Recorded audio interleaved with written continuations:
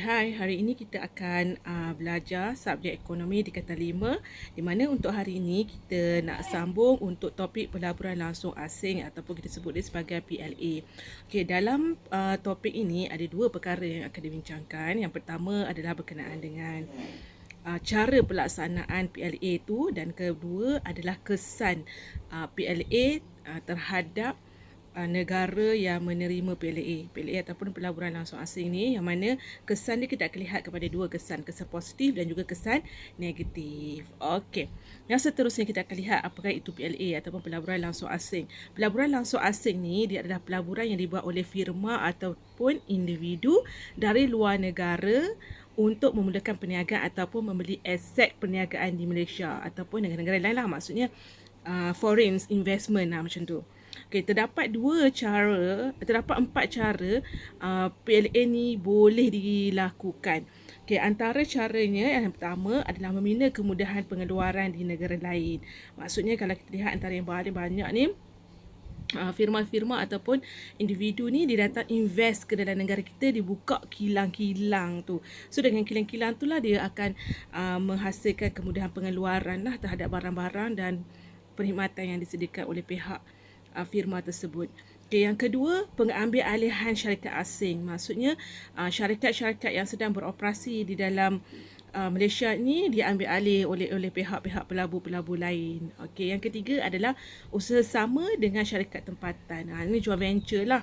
Contohnya kita boleh bagi Honda dengan Proton, apa lagi, Mitsubishi dengan Proton. Itu antara joint venture yang bolehkan pelabur asing ni invest dalam syarikat dalam negara dan beroperasi untuk menghasilkan barang dan perkhidmatan dia.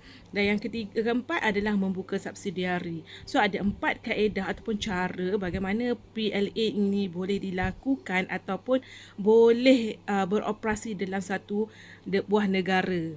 Contohnya lah, PLA ni berlaku di antara negara Singapura dengan Malaysia, Amerika Syarikat dengan Malaysia, China dengan Malaysia. Maksudnya firma ataupun individu daripada China datang invest dekat dalam perniagaan pembuatan makanan di Malaysia. Itu kita sebut sebagai pelaburan langsung asing, yang mana individu ataupun syarikat firma ni datang ke Malaysia membuat investment dalam 4 cara ni. Yang pertama, membina kemudahan, mengambil alih syarikat sedia ada, usaha sama dengan syarikat tempatan dan juga membuka subsidiari. So kalau kita kata untuk pelaburan langsung asing ni, dia akan memberi kesan kepada firma dan juga masyarakat dalam negara dan juga pendapatan kepada ekonomi negara kita lah. So dalam secara keseluruhannya, kesan yang kita dapat lihat di sini ada 2 jenis kesan, iaitu kesan positif dan juga kesan negatif. So everything yang kita buat biasanya dia ada pro and cons dia lah kan. So pro and cons ni kita boleh tengok dekat sini. Kalau kesan positif pelaburan langsung asing ni, dia ada 4 kesan yang kita boleh lihat. Yang pertama, untuk pertumbuhan ekonomi negara. Yang kedua, berlaku pemindahan teknologi. Yang ketiga, meningkatkan kemahiran modal insan yang kita ada dalam sebuah firma tu. Kemudian yang keempat, dapat meningkatkan modal pelaburan. So kalau kita lihat satu persatu di sini, kesan positif PLA ni, kalau pertumbuhan ekonomi, kalau kita lihat bila ada investor daripada luar negara datang invest ke negara kita, apa yang kita boleh buat dekat sini, berlakulah peningkatan keupayaan pengeluaran terhadap barang-barang dan perkhidmatan. Sebabnya bila firma-firma tu datang melabur, dia akan bawa sekali dengan kemudahan teknologi yang dia ada ke dalam negara kita, maka produktiviti terhadap barang dapat dikeluarkan dengan skala yang lebih besar, dengan kualiti yang lebih baik. Itu berlakulah pertumbuhan dalam ekonomi negara kita kan. Sebabnya produktiviti meningkat, maksudnya pengeluaran dalam negara meningkat. Dekat sini berlakulah peningkatan dalam pendapatan negara, disebabkan oleh penggunaan kaedah pengeluaran baharu yang lebih baik daripada yang sedia ada dekat dalam firma tempatan ni. Itu yang pertama. Yang kedua, pemindahan teknologi. Jadi saya sebut, bila ada firma-firma daripada luar negara tu, dia akan pindahkan teknologi lebih canggih daripada firma tempatan yang telah gunakan ni. Bila ada pemindahan teknologi ni, maka penggunaan mesin dan jentera tu akan menjadi faktor utama dalam pengeluaran kita ataupun sumber pengeluaran yang utama. So bila kita guna mesin dan juga jentera tu, maksudnya pekerjaan atau proses pengeluaran tu ataupun operasi perniagaan tu dapat dilakukan secara maksimum dan lebih efektif lah. Okey, maka kat sini juga dia akan meningkatkan produktiviti pekerja lah dengan ada kemudahan teknologi yang lebih baik. Maksudnya benda-benda yang susah-susah tu sebelum ni kita guna kaedah guna by hand kan. Sekarang kita guna jentera, mesin. So memudahkan lagi aktiviti pengeluaran kita dengan ada pemindahan teknologi daripada negara pelabur ke dalam negara kita, contohnya Malaysia ni. Okey, yang ketiga, berlaku peningkatan kemahiran modal insan melalui kerjasama macam tadi kan, usaha sama ke, pengambil alihan syarikat ke dekat sini. Kita tahu negara-negara luar yang moden, yang banyak duit ni, dia mempunyai kemahiran yang sangat baik dalam membentuk generate skill dan sebagainya dekat sini kan. So dekat sini pelabur-pelabur asing ni dia akan menyediakan pelbagai program latihan lah kepada tenaga buruh yang sedia ada dalam sebuah firma tu, ataupun tenaga buruh yang akan kita hire dalam satu company yang telah dia ada joint venture dan sebagainya itu. Maksud dia sini tenaga buruh yang sedia ada ni dapat meningkatkan lagi kemahiran dia untuk sesuatu kemahiran lah. Contohnya nak mengendalikan mesin ke jentera ke, dia perlu ada training kat sini. So dekat sini secara tak langsung dia memberikan kesan yang positif kepada tenaga pekerja ni untuk menjadikan tenaga kerja ni lebih berkemahiran lah. Okay, yang keempat adalah dapat meningkatkan modal pelaburan. Kalau kita tengok, biasanya PLA ni dia akan membawa masuk modal daripada luar negara ke dalam Malaysia. Okay, ini akan menggalakkan lagi lah aktiviti, pengeluaran dan seterusnya pendapatan negara. Maksudnya kalau kata dalam syarikat kita tu ada pemegang equity atau pemegang modal dalam syarikat kita tu orang daripada asing ni, maksudnya kalau kita sebuah syarikat tu mengalami masalah kekurangan modal, so dia tak ada fikir masalah lah. Sebabnya dia boleh minta daripada investor tu, daripada kita punya pemilik equity yang asing ni daripada luar negara untuk invest ke dalam kita punya syarikat. So masalah berkenaan dengan modal dapat diatasi. So kat sini kalau kita tengok PLA ni, pelaburan langsung asing ni, dia akan memberikan 4 kesan positif kepada ekonomi negara. Okey, yang seterusnya, yang terakhir untuk topik ni adalah kesan negatif pelaburan langsung asing. Kat sini ada 3.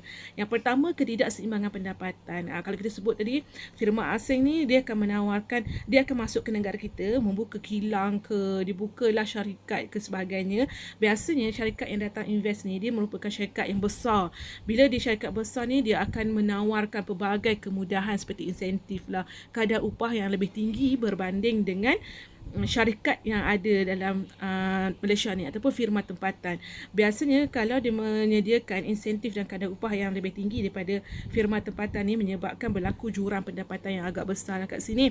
Maka kalau pekerja tempatan ni, dia akan mengadakan, dia akan berlaku jurang pendapatan. Kalau kata kita bekerja dekat firma yang ada firma asing ni, maka kita punya gaji lebih banyak, insentif dia, kelebihan dia pun lebih banyak berbanding dengan firma tempatan, menyebabkan orang ramai ni suka bekerja dekat firma asing.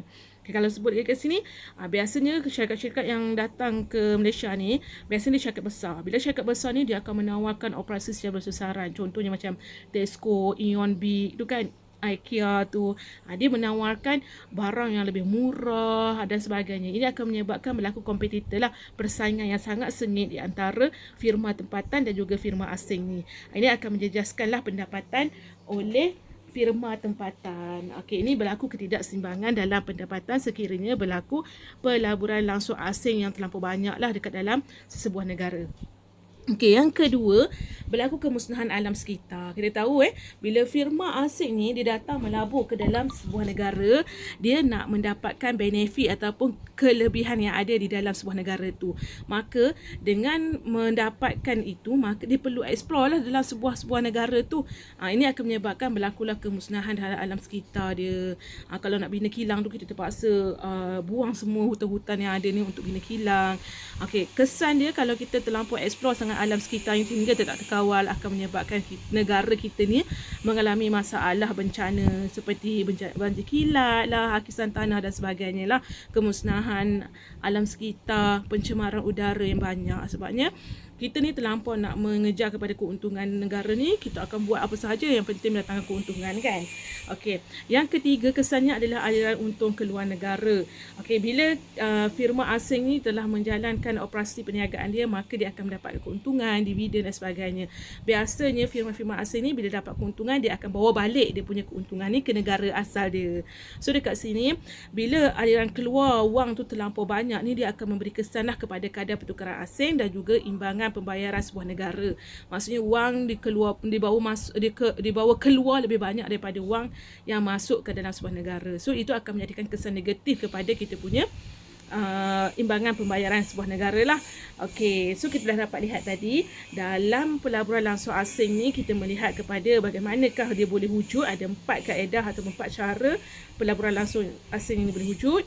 Kemudian kita dah lihat juga dalam pelaburan langsung asing ni dia ada beberapa kesan lah, kesan positif dan negatif terhadap ekonomi negara. Okey, so ini sahaja yang saya sentuh berkenaan topik ni.